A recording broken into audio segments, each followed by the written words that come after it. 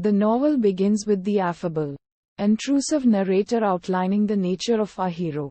Joseph Andrews is the brother of Richardson's Pamela and is of the same rustic parentage and patchy ancestry. At the age of 10, he found himself tending animals as an apprentice to Sir Thomas Booby. In proving his worth as a horseman, he caught the eye of Sir Thomas' wife, Lady Booby, who now employs him, age 17, as her footman. After Sir Thomas' death, Joseph finds his lady's affections redoubled as she offers herself to him in her chamber while on a trip to London. In a scene analogous to many of Pamela's refusals of Mr. B in Richardson's novel, Lady Booby finds Joseph's Christian commitment to premarital chastity unwavering. After suffering the lady's fury, Joseph sends a letter to his sister much like Pamela's anguished missives in her own novel. The lady makes one last attempt at seduction before dismissing him from both his job and his lodgings.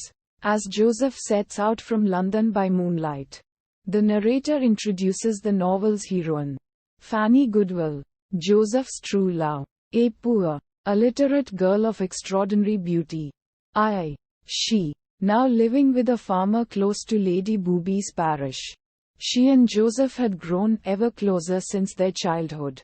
Before their local parson and mentor Abraham Adams recommended that they postpone marriage until they have the means to live comfortably.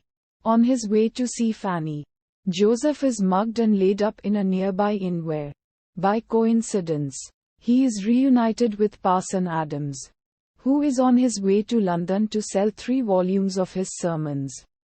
The thief is found and brought to the inn, only to escape later that night. And Joseph is reunited with his possessions. Adams and Joseph catch up with each other. And the parson, in spite of his own poverty, offers his last 9.3½ to Joseph's disposal. Udharan Chenne. Joseph and Adams' stay in the inn is capped by one of many burlesque slapstick digressions in the novel. Betty, the inn's 21-year-old chambermaid, had taken a liking to Joseph, but is doomed to disappointment by Joseph's constancy to Fanny. The landlord, Mr. Toews, who had always admired Betty, saw this disappointment as an opportunity to take advantage. Locked in an embrace, they are discovered by the choleric Mrs. Toews, who chases the maid through the house until Adams restrains her, with the landlord promising not to transgress again.